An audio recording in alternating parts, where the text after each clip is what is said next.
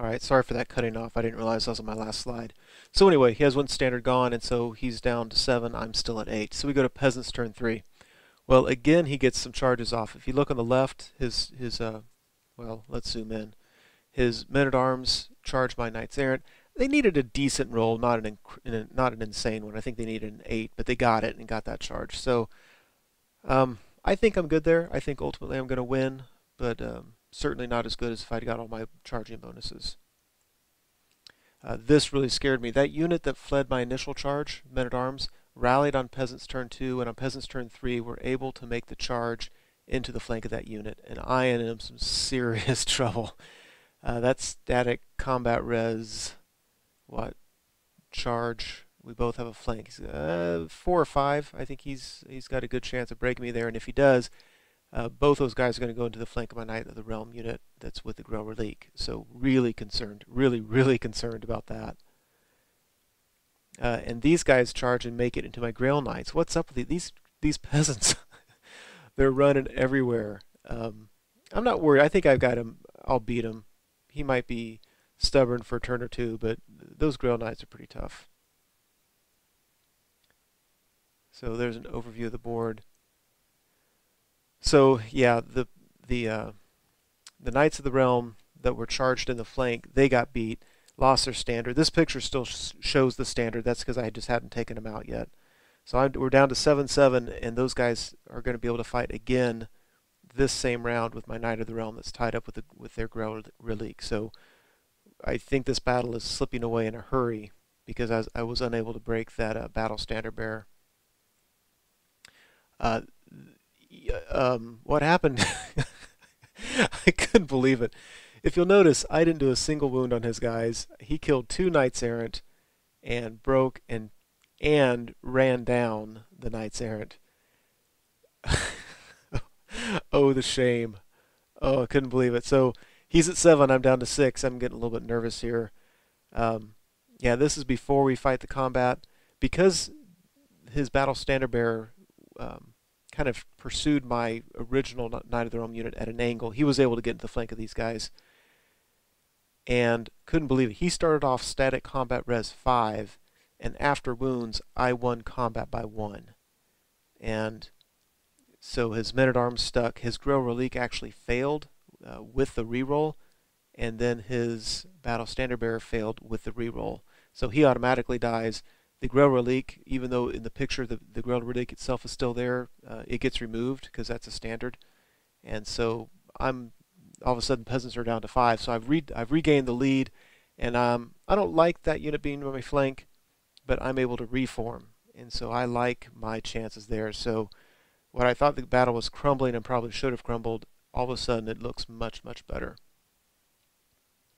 So unfortunate for him with that rolling. This I couldn't believe. I still can't believe it.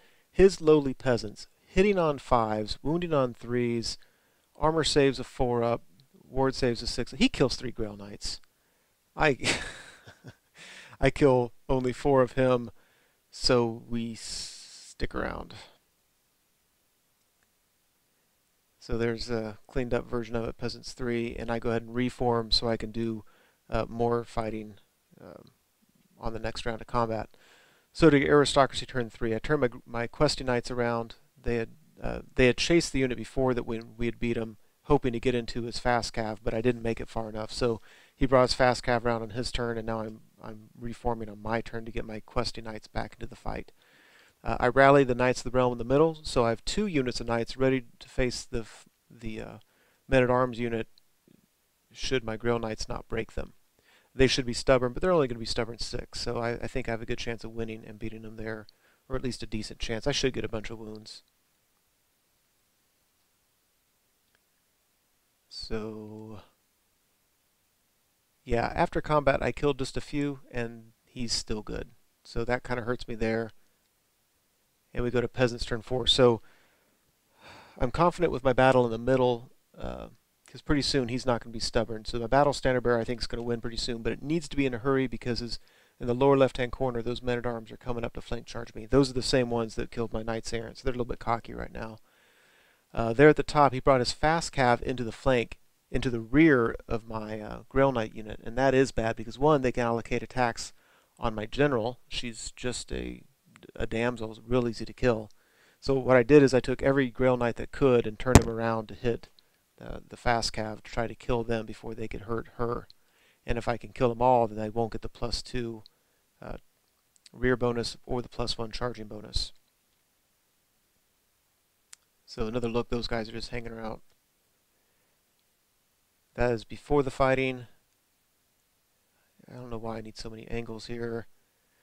Okay, so the Grail Knights, everyone who could attacked the fast cav. I killed 3, but not 5. Those 2 remaining put wounds on my general, and between the charge and the rear bonus and all that, they break and run down Grail Knights and killed my general.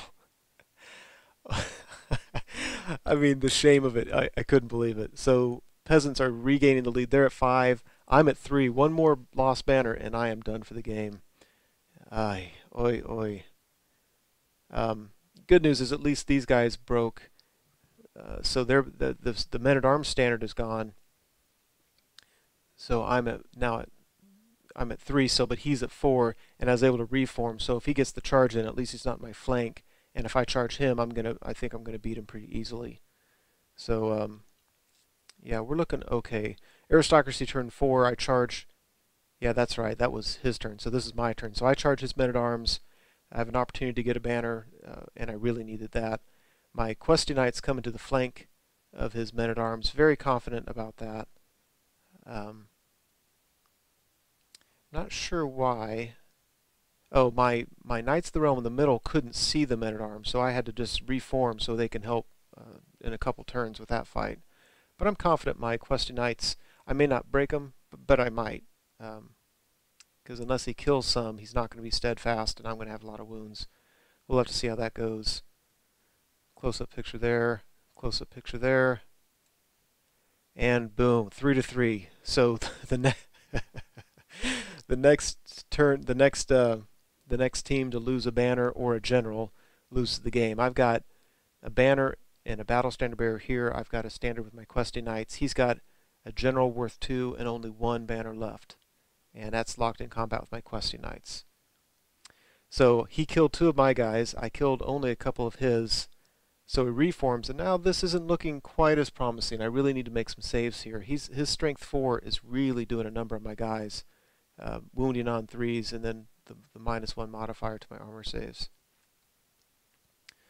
So peasants turn 5. It comes down to this. We have one battle going on. Whoever wins that battle is going to win the game. Yeah, men-at-arms failed to rally, but it's inconsequential. It doesn't matter. We go over here. I think that's before the fighting.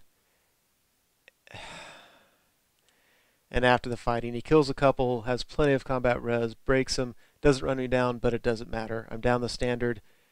We have peasants with general in the standard. We have aristocracy with only 2 standards left, no general. And that is the end of the game. The Peasant Revolt in a blood and glory match. They have more glory. It was a really, really fun game. I think a lot of the storyline behind it made it so much fun. Crazy stuff happening on both sides of it. But anyway, hope you enjoyed it.